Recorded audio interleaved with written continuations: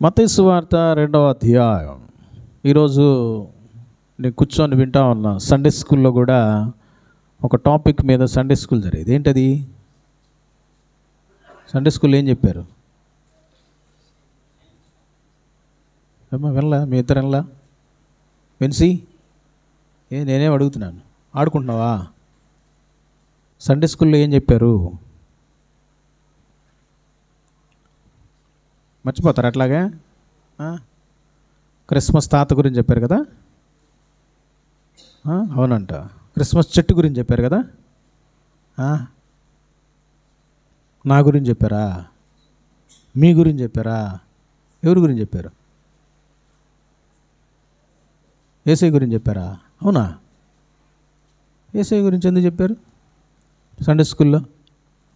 పెద్దలు ఎవరు వచ్చింది? మీ ఇద్దరా? ఏంది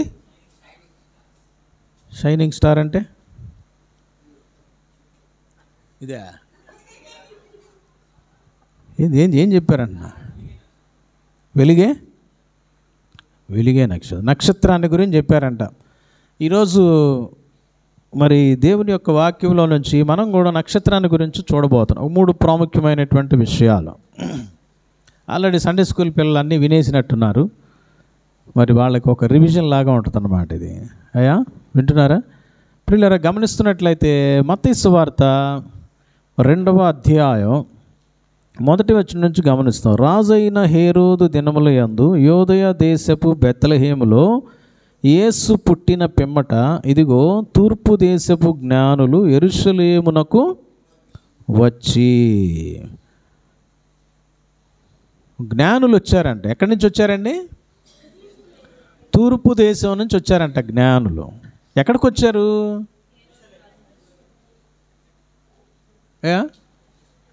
తూర్పు దేశపు జ్ఞానులు ఎక్కడికి వచ్చారు?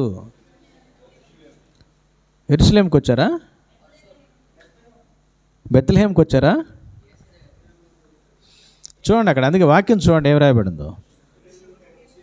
యోదయ దేశపు బెత్లెహేములో యేసు పుట్టిన పిమ్మట ఇదిగో తూర్పు దేశపు జ్ఞానులు ఎక్కడికి వచ్చారంట? యెరూషలేముకి వచ్చారు. యెరూషలేముకి దగ్గరలోనే ఉంది ఒక ఊరు. ఏంటి ఆ ఊరు? బెత్లెహేం. బెత్లెహేములో ఏమైందంట అంటే యేసుప్రభు ఆల్రెడీ పుట్టేశాడు. వింటున్నారా? యేసుప్రభు ఆల్రెడీ పుట్టేశాడు. యేసుప్రభు పుట్టిన తర్వాత ఎప్పుడు వచ్చి ఉంటారు వీళ్ళు?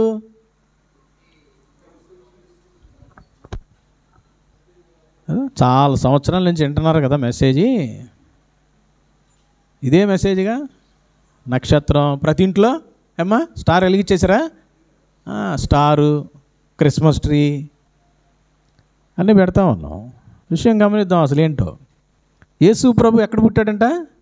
బెత్లెహేములో పుట్టాడంట. ఈ బెత్లెహేం అంటే ఏంటో తెలుసా?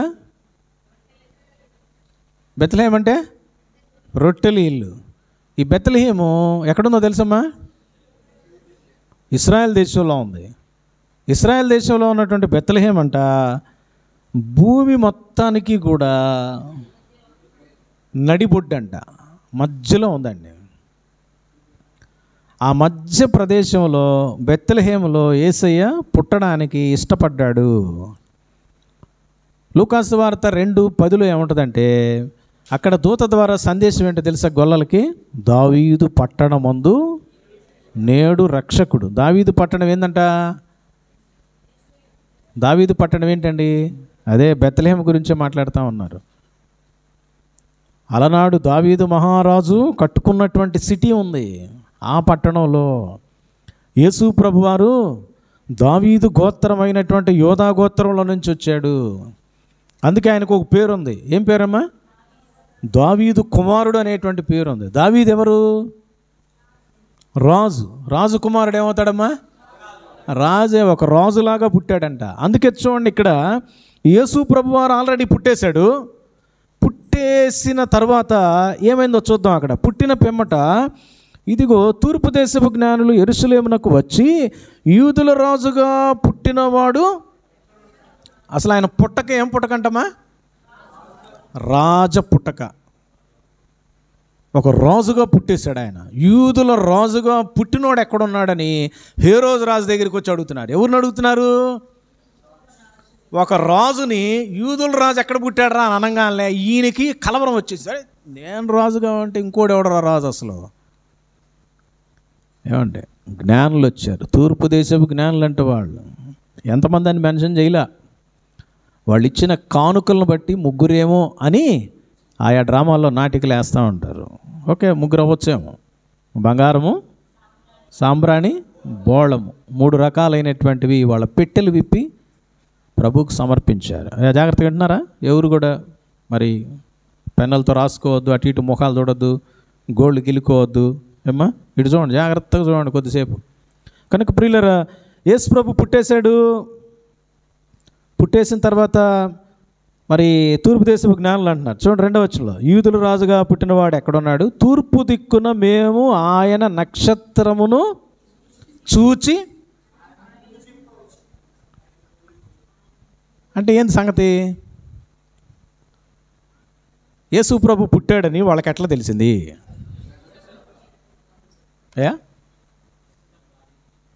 నక్షత్రం దావీదా?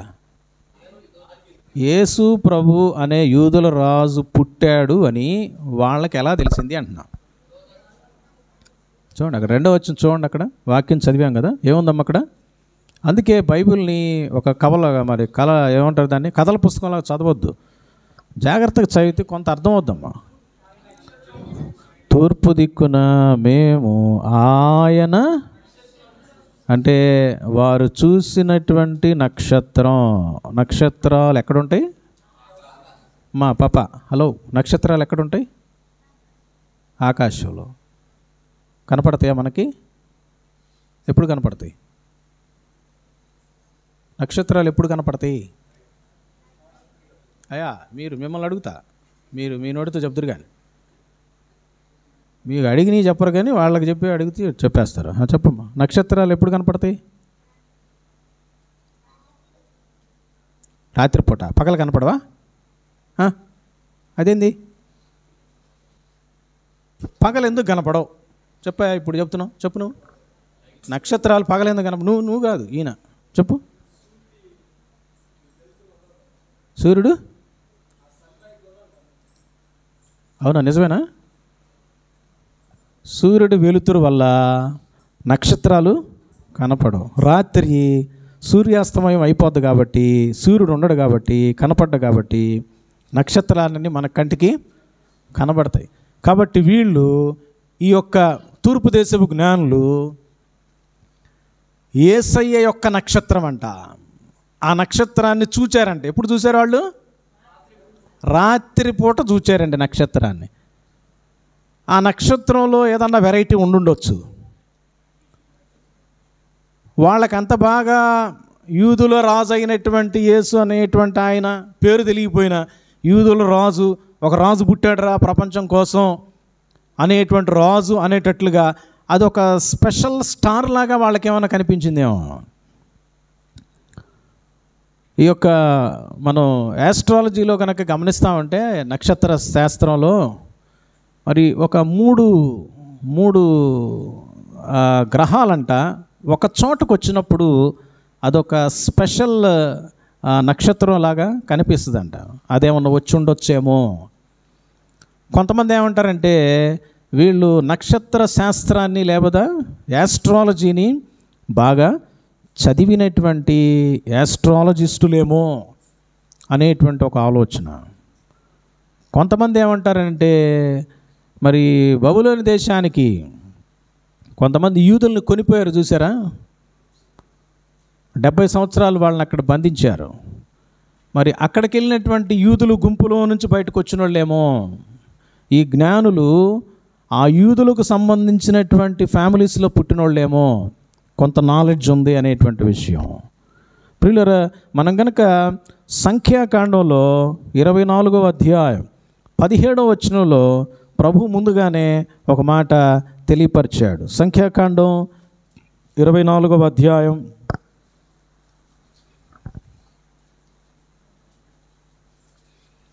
17వ వచనంలో గమనిస్తున్నట్లయితే, అదంతా చదవద్దమ్మా. 4వ లైన్లో ఒక మాట ఉంది, 5వ లైన్లో.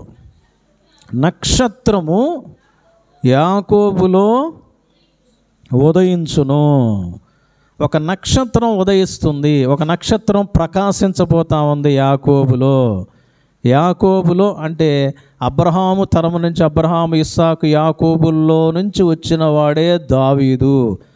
యాకోబులో అంటే అర్థం ఏంటంటే దావీదు పట్టణములో ఒక నక్షత్రం అది వెలియబోతూ ఉంది, ప్రకాశించబోతూ ఉంది అనేటువంటి విషయం ముందుగానే ఒక రకంగా ప్రవచనాత్మకంగా ఇక్కడ తెలియపరచబడినట్లుగా బేరు కుమారుడైన బిలాముకు వచ్చిన దేవోక్తిగా మనం అక్కడ గమనించవచ్చు అన్నమాట. అయితే ప్రియులారా, మా జాగ్రత్త వినండి నాన్న. ఇక్కడ గమనించినప్పుడు ఈ యొక్క నక్షత్రం వెలసింది, లేదా మన భాషలో చెప్పాలి అంటే నక్షత్రం ఒకటి కనిపించింది, నక్షత్రం ఒకటి ఇంకా చెప్పాలంటే పుట్టింది అని కూడా చెప్పొచ్చాం. యేసు ప్రభువారు ఎప్పుడైతే పుట్టాడో, ఈ భూమి మీదకి వచ్చాడో, వెంటనే ఆ నక్షత్రం విజిబుల్ అయింది, కనిపించింది. ఆ నక్షత్రం యేసయ్యదే, యేసయ్యను చూపించేదే అనే విషయం జ్ఞానులకు అర్థమైపోయింది. తూర్పు దేశపు జ్ఞానులకి వారు బయలుదేరి రావటం బిగిన్ చేశారు ప్రియులారా. కాబట్టి మొట్టమొదటిగా మనం గమనించాల్సినటువంటి విషయం ఏమిటి అన్నట్లయితే చూడండి, 2వ వచనంలో యూదుల రాజుగా పుట్టినవాడు ఎక్కడ ఉన్నాడు? తూర్పు దిక్కున మేము ఆయన నక్షత్రము చూచి ఆయనను పూజింప వచ్చితిమని చెప్పిరి. ప్రియులరా, వీరికి కనిపించినటువంటి నక్షత్రం యేసయ్యను జ్ఞాపకం చేసే నక్షత్రం, ఆయన నక్షత్రం అని వారు అంటున్నారు. This is the star of Jesus, star of Jesus. యేసయ్యను చూపించే నక్షత్రం అంట. యేసయ్య పుట్టాడు అని సందేశం ఇచ్చేటువంటి నక్షత్రం అంట. యేసయ్య పుట్టాడు అని ఇతరులకు లేదా జ్ఞానులకు అవగతమయ్యేటట్లుగా చేసినటువంటి నక్షత్రం. ప్రియులరా, యేసయ్య పుట్టుకను, యేసయ్యను, రక్షకుడైన యేసయ్యను పరిచయం చేయటానికి ఆ నక్షత్రం పుట్టిందేమో, యేసయ్యను చూపించటానికే ఆ యొక్క నక్షత్రం వెలిసిందేమో. ఈరోజున ఆ నక్షత్రానికి ఎంత స్పెషాలిటీ ఉందండి. యేసు ప్రభు అక్కడ పుట్టాడో లేదో, ఆ నక్షత్రం అక్కడ వెలిసింది. ఆ నక్షత్రాన్ని చూస్తే యేసయ్య పుట్టాడు, యేసయ్య లోకానికి వచ్చాడు, రక్షకుడు ఈ లోకానికి వచ్చాడు అనేటువంటి సందేశం జ్ఞానులకు అర్థమైపోయింది. అంటే యేసయ్యను గురించినటువంటి సమాచారాన్ని ఆ నక్షత్రం ఏం చేస్తుందండి? తెలియజేస్తూ ఉంది. యేసయ్యను గురించినటువంటి సమాచారాన్ని తెలియజేసేటువంటి ఒక మెసెంజర్గా నక్షత్రం, పుట్టినటువంటి వెలసినటువంటి నక్షత్రం ఉన్నట్లుగా మనం చూస్తూ ఉన్నాం ప్రియులారా. రెండవదిగా మనం కనుక గమనిస్తున్నట్లయితే, యేసు ప్రభువారు ఎప్పుడు పుట్టాడు, పుట్టిన తర్వాత ఈ యొక్క జ్ఞానులు యెరూషలేముకు వచ్చి హేరోదు రాజుతో అక్కడున్న పెద్దలతో డిస్కస్ చేస్తూ ఉన్నారు అనేటువంటి విషయాన్ని ఒక్కసారి మనం ఆలోచన చేస్తే, నువ్వేదేదో పుస్తకాలు ఎతకాల్సిన పని లేదు, బైబిల్ చదివితే చాలండి. బైబిల్లోనే అన్ని ఆన్సర్స్ ఉంటాయి. ప్రియులరా, చూడండి, మనం కనుక ఇది ఒక ఈ 2వ అధ్యాయమే చూడమ్మా, 2వ అధ్యాయమే 16వ వచనాన్ని చదువుకుందాం. 2వ అధ్యాయం 16వ వచనం. ఆ జ్ఞానులు తన్ను అపహసించినాడు. అయ్యా, ఎవరికి అసలు తెలుగు రాదా? ఏం చదవండి అని అంటే అంతసేపు చెప్పిన నోరు తెరవట్లేదు ఒక్కళ్ళు కూడా. ఆ జ్ఞానులు తన్ను అపహసించరని హేరోదు గ్రహించి బహు ఆగ్రహం తెచ్చుకొని తాను జ్ఞానుల వలన వివరముగా తెలుసుకున్న కాలమును బట్టి బెత్లెహేములోను దాని సకల ప్రాంతముల్లోనూ 2 సంవత్సరములు మొదలుకొని తక్కువ వయస్సు గల మగపిల్లలందరినీ ఏంటంట? ఆన్సర్ వచ్చింది ఇక్కడ. మ్యాక్సిమం 2 సంవత్సరాలు అన్నమాట. 2 సంవత్సరాల లోపున్న పిల్లలందరినీ చంపేయమని చెప్పేసేసాడు రాజు. అంటే యేసు ప్రభు పుట్టిన తర్వాత దరిదాపుగా 2 సంవత్సరాలుగా వాళ్ళు ప్రయాణం చేస్తూ వస్తున్నారు. వాళ్ళ ప్రయాణం ఎప్పుడు సాగిందో తెలుసా? ఎప్పుడు సాగిందాయా నవీన్? 2 సంవత్సరాల ముందా? ప్రయాణం ఎప్పుడు సాగి ఉంటుంది అయ్యా? ఓకే. సో ఎప్పుడెప్పుడు వాళ్ళు ప్రయాణం చేస్తుంటారు? రాత్రిపూట ప్రయాణం చేశారు. ఎందుకని? నక్షత్రం వాళ్ళకి ఏం చేస్తుందంట? దారిని చూపిస్తుందంట. ప్రియులరా చూడండి, ప్రియులరా మనం కనుక గమనించినట్లయితే ఆ నక్షత్రాన్ని చూసాం, మేము బయలుదేరి వచ్చాం, బయలుదేరి వస్తూ ఉన్నాం. 9వ వచనం చదువుకుందాం ప్రియులరా. చూడండి, 2వ అధ్యాయం 9వ వచనం. వారు రాజు మాట విని బయలుదేరిపోవచ్చుండగా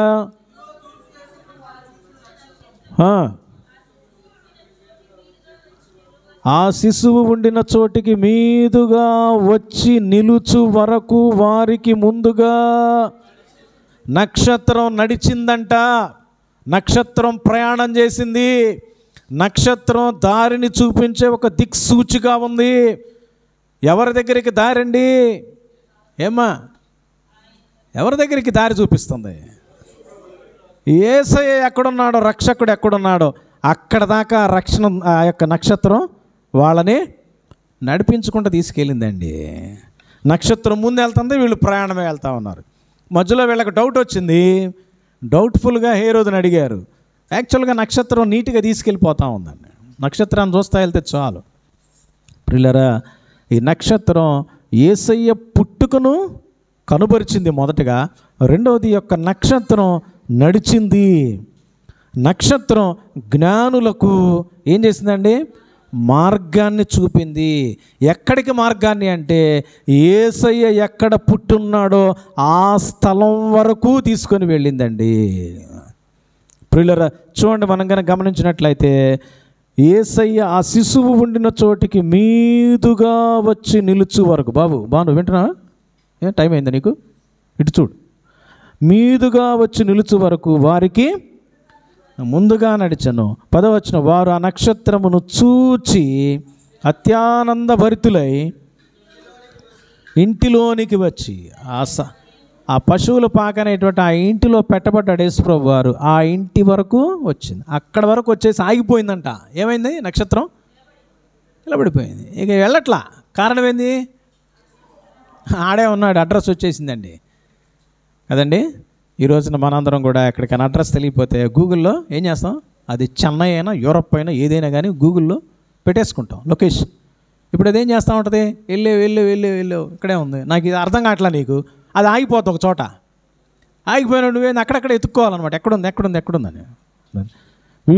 వీళ్ళకైతే నీట్గా ఆ ఇంటి మీదకి వచ్చేసి ఆగిపోయిందంట.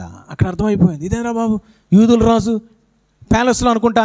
చిచి ఏంది నక్షత్రం అని మనం కూడా ఏం చేస్తున్నాం? గూగుల్ని ఏంది ఎక్కడికొచ్చాం? హాస్పిటల్కి రావాలైతే పోలీస్ స్టేషన్కి వచ్చామేందని చెప్పేసి అని చెప్పేసి వదిలేస్తాం. కొంతమంది అయితే అట్లాగే గూగుల్ని మ్యాప్ని చూస్తా కారు వేసుకొని వెళ్తా. కొంతమంది ఏమైనా వస్తారు, ఎక్కడికి వెళ్ళారంట? సముద్రంలోకి వెళ్ళిపోయి పడ్డారంట. ఈ లోక సంబంధమైనటువంటివి నిన్ను తప్పుగా గైడ్ చేయొచ్చాము, కానీ యేసయ్య నక్షత్రం మాత్రం ఏం చేసిందండి? యేసయ్య ఎక్కడున్నాడో, ఎక్కడ పుట్టున్నాడో, ఏ ఇంట్లో ఉన్నాడో, ఏ పశువుల పాకలో ఉన్నాడో, ఎక్కడ పెట్టబడ్డాడో అక్కడ దాకా ఆ నక్షత్రం నడుచుకుంటూ వెళ్ళింది. నక్షత్రం యేసయ్య పుట్టుకను తెలియజేసింది.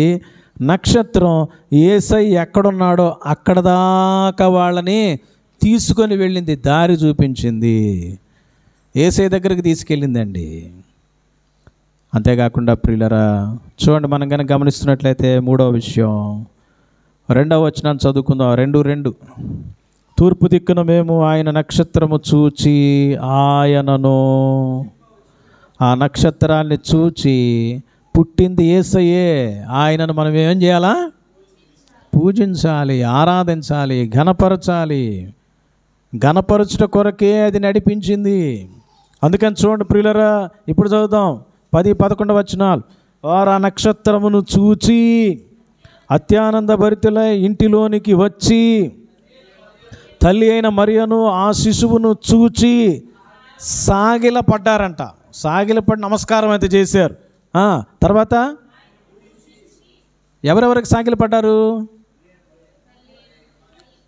తల్లి అయిన మరీకి, శిశువుకి సాగిలపడ్డారు. కానీ ఎవరిని పూజించారు, ఎవరిని ఆరాధించారు?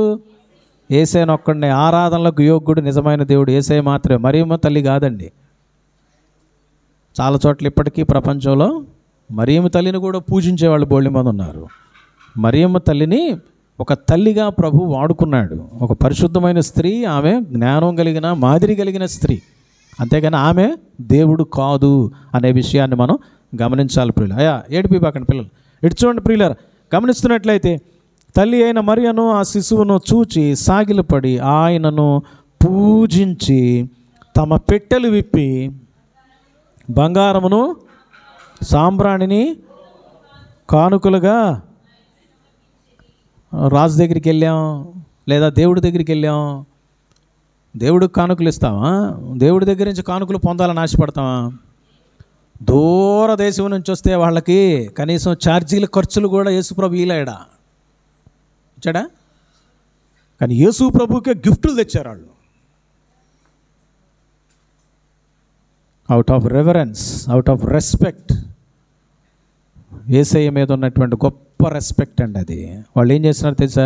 ప్రభువును ఆరాధిస్తున్నారు, పూజిస్తున్నారు, ఘనపరుస్తున్నారు. పశువులు పాకం చూడట్లా, చిన్న బిడ్డే కదా అని అనుకోవట్లా. ఈయన రక్షకుడు, ఈయన యూదుల రాజు, ప్రపంచం కోసం పుట్టినటువంటి వాడు అని చెప్పేసేసి, అరే ఈయన ఒక మనిషిలాగే ఉన్నాడే, ఈయనకేంది మనం ఆరాధన చేసేది అనుకుంటున్నారా? అనుకోవట్లా. వాళ్ళు ఆరాధన చేశారు. నక్షత్రాన్ని చూచి వాళ్ళు లోపలికి వచ్చి ప్రభువును ఆరాధించినట్లుగా చూస్తూ ఉన్నాం. ప్రియులరా, ఈ యొక్క సమయంలో ఇంతటితో మెసేజ్ కంప్లీట్ అయిపోయింది. నక్షత్రం చేసిన పనులు 3 ప్రాముఖ్యమైన పనులు. మొదటిది ఏం చేసిందా? యేసయ్య పుట్టుకను సమాచారాన్ని తెలియజేసింది. రెండోది ఏం మార్గం అమ్మా? యేసయ్య ఎక్కడున్నాడో అక్కడ దాకా తీసుకెళ్ళింది అది. మూడోది ఏంటో తెలుసా? అక్కడ దాకా తీసుకెళ్ళి వదిలేలా, యేసయ్యను ఆరాధించేటట్లుగా చేసింది. అర్థమైందండి? యేసయ్య పుట్టుకను తెలియజేసింది, యేసయ్య ఎక్కడున్నాడో అక్కడ వరకు తీసుకొని వెళ్ళింది, యేసయ్యను ఆరాధించే వ్యక్తులుగా చేసింది, అవకాశాన్ని కల్పించింది. ఇంతటితో మెసేజ్ అయిపోయింది ప్రియులరా. అయితే వెనక ఆడుకునే వాళ్ళు కూడా జాగ్రత్తగా వినండి.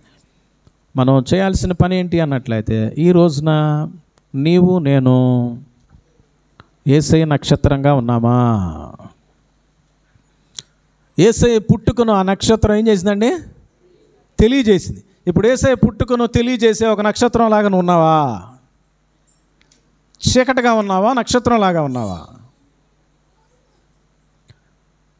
యేసయ్య పుట్టాడయా మనందరి కోసం అనే మెసేజ్ ఇచ్చే వ్యక్తిగా ఉన్నావా? చాలామంది చెప్తారు, ఎట్లాగో తెలుసా, రండి మా ఇంట్లో పండగ ఉంది, కేకులు తిందాం, బిర్యానీ తిందాం, లేదా బిర్యానీ తయారు చేసి అందరికి పంచుతూ ఉంటాం. అంతవరకు పంచితే సరిపోద్దా? యేసయ్య పుట్టుకొని తెలియపరుస్తున్నాను. యేసయ్య పుట్టాడు రా, నీ కోసం కూడా పుట్టాడు, అందరి కోసం పుట్టాడు ఆయన, రక్షకుడు రా ఆయన. సమాచారం ఇస్తున్నావా? నీ జీవితం ద్వారా సందేశం వెళ్తుందా? నక్షత్రం ఏమైనా మాట్లాడిందయా? ఏం బాబు, నక్షత్రం మాట్లాడిందా? నక్షత్రాన్ని చూస్తేనే యేసయ్య పుట్టాడని అర్థమైంది వాళ్ళకి. నిన్ను చూస్తేనే యేసయ్య పుట్టాడురా, ఈ లోకంలో యేసయ్య ఉన్నాడురా అనేటువంటి విషయం అవగత అవుతుందా చుట్టుపక్కల వాళ్ళకి? నిన్ను చూస్తే నెక్స్ట్ దరిద్రుడు రా, పనికిమాలినోడురా, నోరు తెరిస్తే బూతులు అని అనుకుంటున్నారా?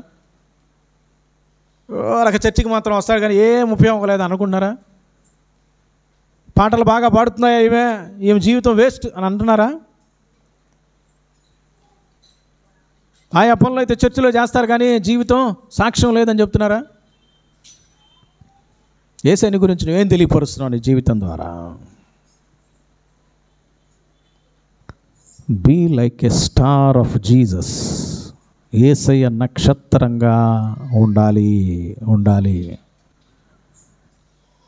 యేసయ్య పుట్టుకను, యేసయ్యను పరిచయం చేసే నక్షత్రంగా ఉండటమే కాదండి, యేసయ్య దాకా నడిపించే వ్యక్తిగా నీ జీవితం ఉండాలి. నక్షత్రం మెసేజ్ ఇచ్చేసి ఆగిపోలా, నక్షత్రం ఏం చేసిందమ్మా? వెనకున్న వాళ్ళు చెప్పండి అమ్మా. నక్షత్రం ఏం చేసిందమ్మా? నడిచింది ముందుగా. నువ్వు ముందుగా నడిచి వెనక కొంతమందిని తీసుకురావాలి. ఎక్కడికి తీసుకురావాలా? యేసయ్య దగ్గరకు చేరవేసే వ్యక్తిలాగా ఉండాలి నువ్వు. ఎంతమందిని చేరేసావు? బాగా తిని నిద్రపోతున్నానని చెప్తావా? అయ్యా నాకంటూ ఒక ఉద్యోగం ఉంది, నాకంటూ ఒక పని ఉంది, ఆ పనిలో నేను బిజీ అయిపోయానంటావా? యేసయ్య దగ్గరికి ఎంతమందిని చేర్చావు?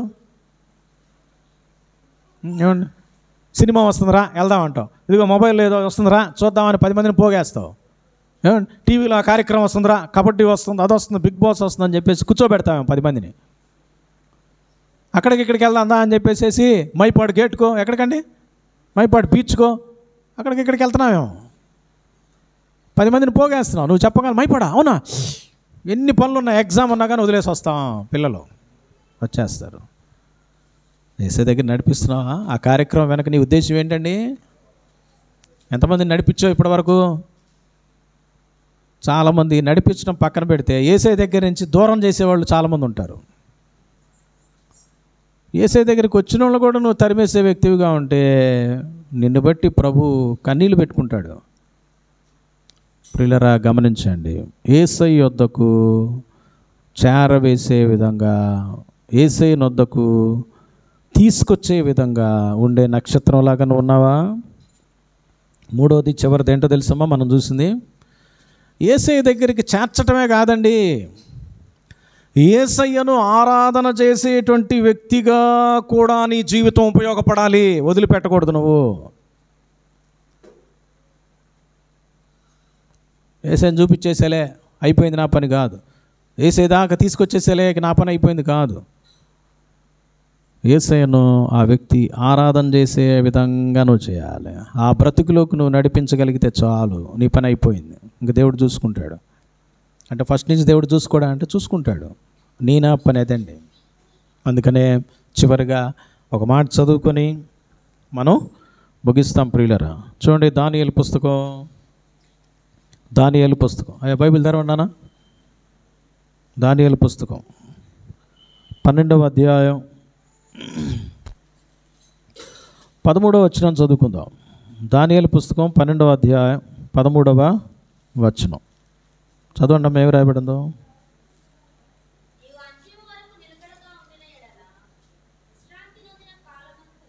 ఏందమ్మా నువ్వు చదివేది?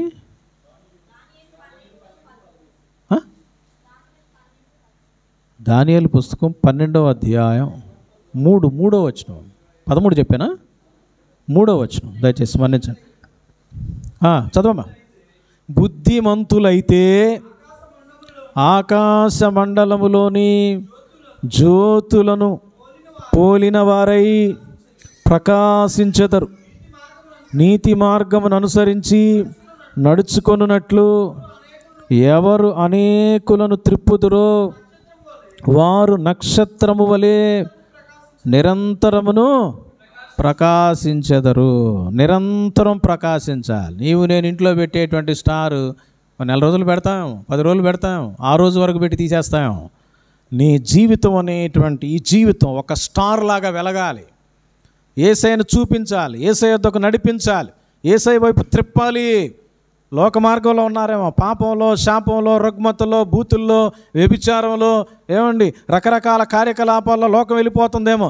లోకాన్ని నువ్వు త్రిప్పాలి, నీతి మార్గంలోనికి తీసుకురావాలి, యేసయ్య మార్గంలోనికి తీసుకురావాలి. రే ఈ మార్గం గుండా వెళితే నాశనానికి వెళ్తావు, ఇదిగో యేసయ్య మార్గంలోనికి రా, యేసయ్యని తెలుసుకుంటావు, యేసయ్య ఇక్కడ ఉన్నాడు రా బాబు అని లాక్కు రావాలండి. వాక్యం దగ్గరికి, దేవుని దగ్గరికి, మందిరం దగ్గరికి నువ్వు నడిపించే వ్యక్తివిగా ఉండాలి. ఆయనను ఆరాధన చేసేటువంటి వ్యక్తిగా నీవు ఉండాలి.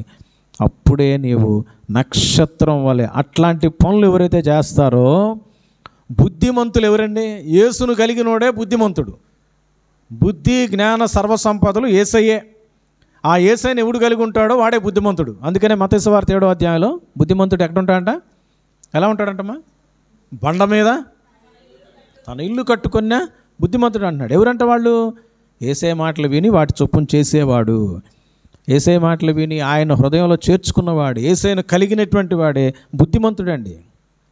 నీకేదో చాలా జ్ఞానం ఉంది, రాజకీయాల గురించి మాట్లాడగలను, మనుషుల గురించి మాట్లాడగలను, ఎనాలిసిస్ చేయగలను, ఏమండి పిఎం కంటే సీఎం కంటే నాకు బాగా వచ్చు, ఇవన్నీ అవసరం లేదమ్మా. వినండి, ఇటు వినండి నాన్న, ఆడుకునే తర్వాత ఇటు చూడండి. కనుక ఇవన్నీ కాదండి, ఈ ఎనాలిసిస్లు కాదు నీకు కావాల్సింది. యేసయ్యను కలిగి ఉన్నటువంటి బుద్ధిమంతుడుగా ఉన్నావా? యేసయ్యను కలిగి ఉన్నాడు బుద్ధి గలవాడు. యేసయ్య లేనాడు ఎవరయ్యా? బాబు తలనొప్పి వస్తుందా? యేసయ్య లేనాడు బుద్ధిహీనుడు. యేసయ్య ఉన్నాడా మరి నీలో? తల కొద్దిగా అనుమానం కూపాడు. కాబట్టి యేసయ్య కలిగినవాడే బుద్ధి కలిగినవాడు. యేసయ్యను కలిగి ఉన్న నక్షత్రంలాగా ఉండాలి, యేసయ్య వైపు త్రిప్పే నక్షత్రంలాగా ఉండాలి, యేసయ్య కోసం ప్రకాశించే నక్షత్రంగా ఉండాలి, యేసయ్యను ఆరాధనలోనికి ఆరాధించేటువంటి గుంపుగా మనుషులను చేసే నక్షత్రంగా నా జీవితాలు ఉండాలి. అట్టి వెలిగే ప్రకాశించే నక్షత్రంగా నీవు నేను ఉండటానికి ప్రభు మనందరికీ సహాయము చేయును గాక. తల్ల వంచుదాం, ప్రార్థన చేద్దాం.